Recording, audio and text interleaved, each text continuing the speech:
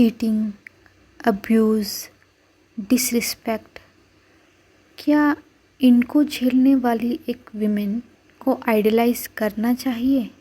क्या हमें उस लेडी को प्रेज़ करना चाहिए जो एक toxic and not healthy relationship को सालों तक चलाती आ रही है जस्ट बिकॉज़ वो अपने रिलेशनशिप को बचा रही है, अपनी शादी को बचा रही है?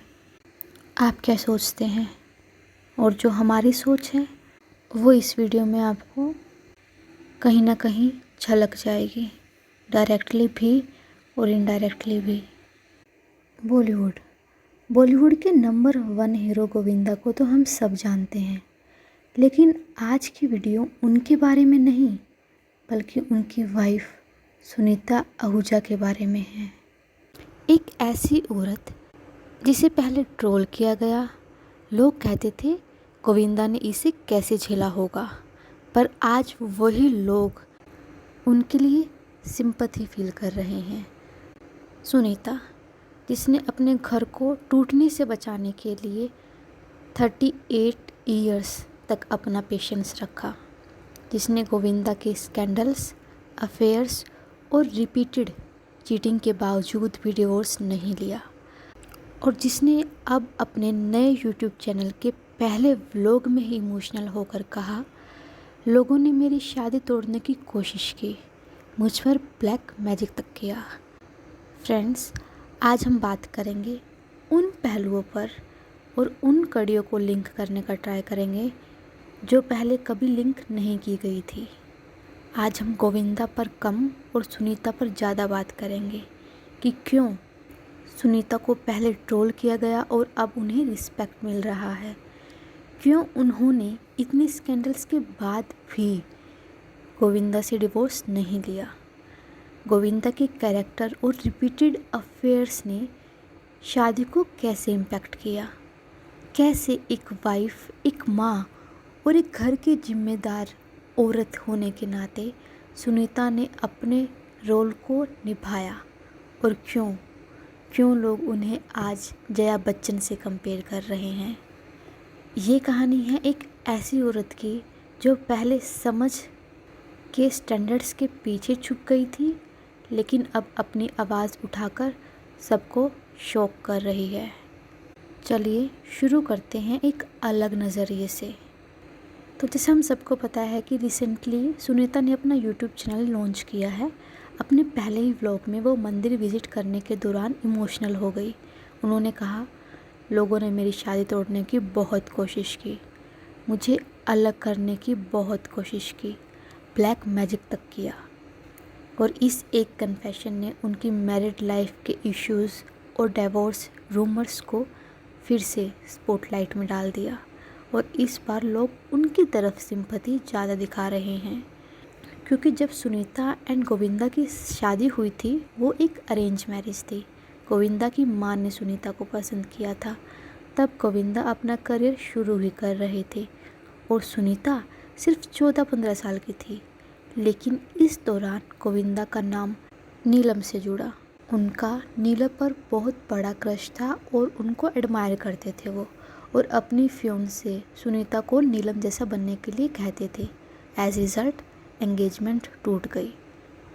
फिर दोनों ने रिकनसाइल किया और शादी हुई, पर गोविंदा का नेचर और अफेयर्स वो नहीं रुका। नीलम के साथ क्लोजनेस बढ़ती गई। उसके बाद रानी मुखर्जी के साथ स्कैंडल, एंड देन अभी हाल ही में न्यूज़ आ रही थी कि एक मराठी एक्ट्रेस के साथ उनके एक्स्ट्रा मैरिटल अफेयर चल रहा है, और इन सब ने सुनीता के पेशेंस को टेस्ट किया। ये सब दिखाता है कि सुनीता की ज़िंदगी हमेशा रूमर्स और चीटिंग कंट्रोवर्सीज़ के बीच ही गुजरी है। बस फ़र्क इतना था, पहले वो सामने नहीं आती थी और अब सामने आके इनडायरेक्टली वो काफ़ी कुछ बोल जाती हैं। लोग अक्सर पूछते हैं, इतना सब होने के बाद भी सुनीता गोविंदा के साथ क्यों है? इसके भी कई रीज़न्स हैं। सबसे पहले 80s और 90s का कल्चर जो था, उस वक्त डिवोर्स को टैबू माना जाता था, औरत को आइडियलाइज किया जाता था। पति चाहे गलत हो उसे रिस्पेक्ट देना चाहिए, शादी को निभाना चाहिए। ये एक तुम्हारी जिम्मेदारी है और इसी से तुम एक अच्छी बहू बनोगी। एज रिज़ल्ट इतनी सारी गलतियां होने के बावजूद भी गोविंदा से वो अलग नहीं हुई। Second is family responsibilities. उन्होंने भी कहीं ना कहीं सुनीता को इस रिश्ते में बांध कर रखा। सुनीता ने अपने बच्चों के लिए कॉम्प्रोमाइज़ किया। जब तक उनके किड छोटे थे वो उस ब्रोकन फैमिली को झेल रही थी, चुप रही थी। बट अब जब वो बड़े हो गए हैं, इंडिपेंडेंट हो गए हैं और सुनीता भी इस एज में आ चुके हैं कि अब उन्हें फ़र्क नहीं पड़ता कि सोसाइटी क्या कह रही है और सब क्या बोल रहे हैं। Now she wants to live the way she want, और वो वैसा ही कर रही हैं। जो उनकी पर्सनालिटी है वो उसके अकॉर्डिंग ही चल रही हैं। वो ब्लंट हैं और ऑनेस्ट हैं। जो मन में होता है वही बोलती है। पहले लोग उनकी बातों का मजाक उड़ाते थे, उनको ट्रोल करते थे, कहते थे गोविंदा इसके कैसे झेलते हैं। लेकिन धीरे धीरे पब्लिक को समझ में आया कि सुनीता फेक नहीं है, वो रियल है। और अब कहीं ना कहीं वो फ्रस्ट्रेट भी हो चुके हैं इतने सालों से झेल कर उन चीज़ों को जिसमें उसकी कोई गलती नहीं थी। एज रिज़ल्ट जो वक्त था जब मीडिया और पब्लिक सुनीता का मजाक बनाते थे, उनकी बोल्ड इंटरव्यूज़ पर मीम्स बनाते थे, लेकिन जैसे जैसे गोविंदा के स्कैंडल्स बढ़े और सुनीता ने अपना सच कहीं कहीं डायरेक्टली इनडायरेक्टली खुलकर चुप रहकर सबके सामने रखना शुरू किया, पब्लिक ने रियलाइज़ किया कि हम गलत थे। सुनीता एक लॉयल औरत है जो अपने घर को बचाने के लिए सब सह रही थी, और आज ट्रोल्स की वजह से वो एक फाइटर के रूप में दिखती हैं। हालांकि उनके इस बिहेवियर की वजह से एंड एक और कंट्रोवर्सी जो उनके साथ हुई थी जब गोविंदा के नेफ्यू कृष्णा अभिषेक एंड कश्मीरा शाह के खिलाफ उन्होंने स्ट्रॉन्ग स्टेटमेंट दिया था। इन दोनों चीज़ों के मिलने की वजह से सुनीता को और बैड लाइट में दिखाया जा रहा था। बट जब लोगों को पता चला कि सुनीता कृष्णा से क्यों नाराज़ हैं, वो ऐसा था कि पहले दोनों फैमिलीज़ के रिलेशन काफ़ी अच्छे थे एंड बचपन में ही कृष्णा की जो मदर थी उनकी डेथ हो गई थी एंड गोविंदा ने काफ़ी हेल्प किया उनको। एंड धीरे धीरे जब वो बड़े हो गए और अपनी अपनी लाइफ में बिज़ी हो गए तो पहला रीज़न ये माना जाता है कि जब उनकी वाइफ कश्मीरा शाह उनकी लाइफ में आई तो भी रिलेशन थोड़े से ख़राब हुए। एंड सेकंड जब वो रियलिटी शोज़ वगैरह कर रहे थे और उसमें कॉमेडी शोज़ में वो मजाक बना रहे थे अपने मामा का, स्पेशली जब जब उनका करियर काफ़ी डाउनफॉल पर चल रहा था and they were not expecting कि उनके फैमिली मेम्बर ही उनका मजाक उड़ाए, तो भी सुनीता को काफ़ी हर्ट हुआ इस चीज़ को लेकर।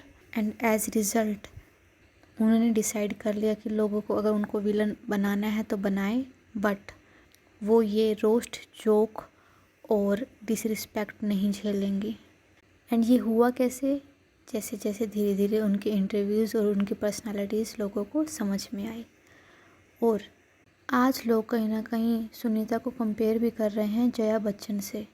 जैसे अमिताभ और रेखा के अफेयर के बावजूद जया बच्चन अपनी शादी को तोड़ने के बजाय उन्होंने चलाया, वैसे ही सुनीता ने भी गोविंदा के रिपीटेड स्कैंडल्स के बावजूद अपने घर को टूटने से बचाया।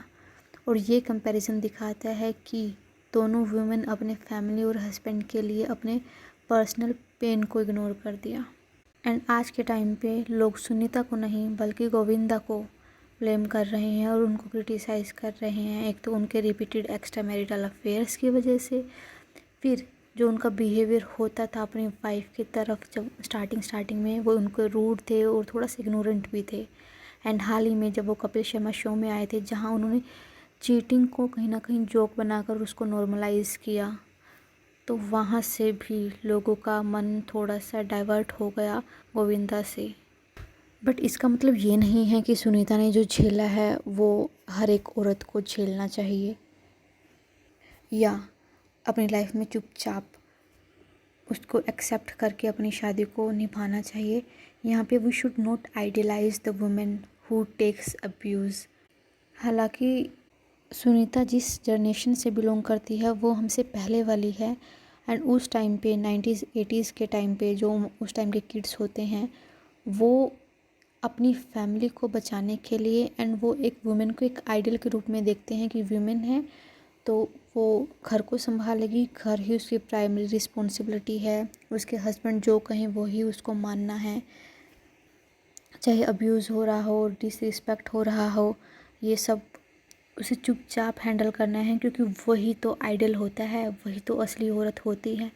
बट आज के टाइम जब लोगों को 21st सेंचुरी में धीरे धीरे समझ आ रहा है एंड वीमेन इंडिपेंडेंट हो रही है एजुकेशन की वजह से और सोसाइटी की वजह से, एंड इसमें सोशल मीडिया का भी काफ़ी बड़ा रोल है। 80s 90s के टाइम पे सोशल मीडिया इतना नहीं होता था, तो जो ये सब इश्यूज़ थे वो इतना हाईलाइट नहीं होते थे।